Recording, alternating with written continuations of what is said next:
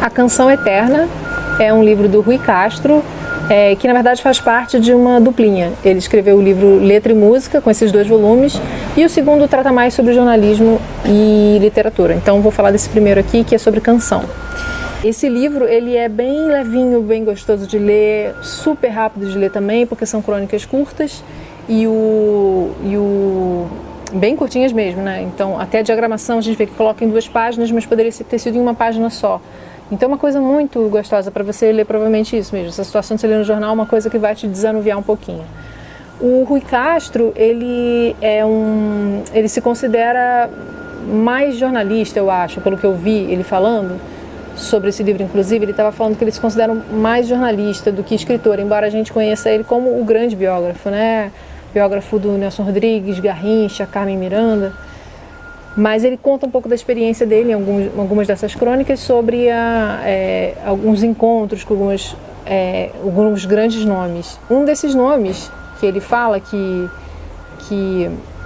ele tinha uma amizade com o Tom Jobim, mas ele também teve essa experiência de entrevistar o Tom Jobim, e isso aqui é interessante, de mostrar como os colegas dele viam o Tom Jobim. Ele fala que vários colegas dele achavam o Tom Jobim um cara chato, porque ele estava sempre falando sobre ecologia. Aí fala, lá vem o Tom com esse papo de natureza, que ninguém aguentava mais.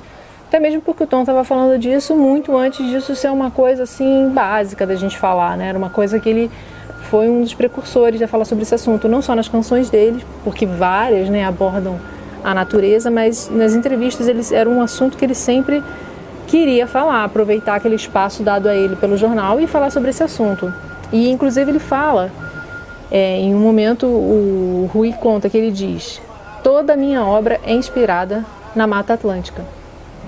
E também fala uma outra coisa muito bonita sobre Tom, que uma vez ele teve com o Tom lá no Central Park, quer dizer, não sei se mais de uma vez, mas que ele via o Tom falando, esse passarinho é tal, esse passarinho é tal. Não, ou seja, não só no Brasil ele conhecia os pássaros, mas os pássaros norte-americanos ele também conhecia.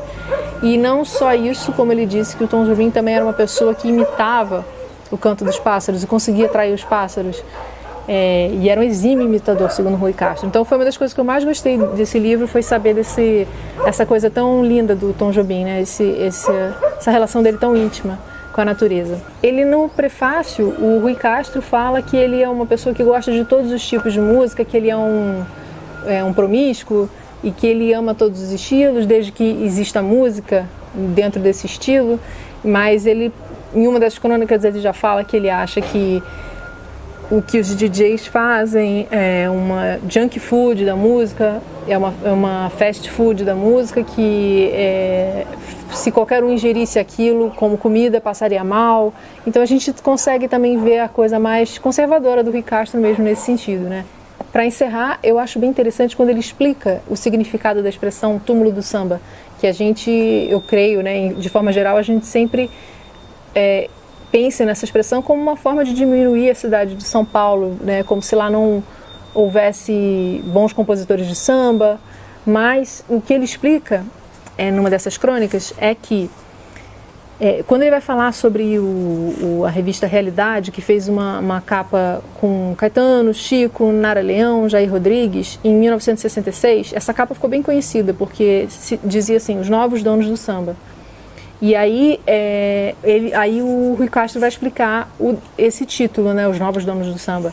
E ele fala, mesmo naquela época, tudo era samba, até o que não era. Era um nome genérico e vinha de longe.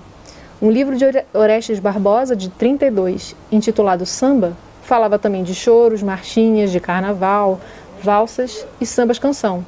E nos anos 50, quando Vinícius chamou São Paulo de túmulo do samba, não estava acusando a cidade de não produzir o dito ritmo, mas de ter uma noite acanhada, com poucas boates. Tanto que o artista que motivou sua frase, Johnny Alf, nem era um sambista tradicional. Então é isso, são 64 pequenos ensaios, como ele chama essas crônicas, sobre música popular, a Canção Eterna.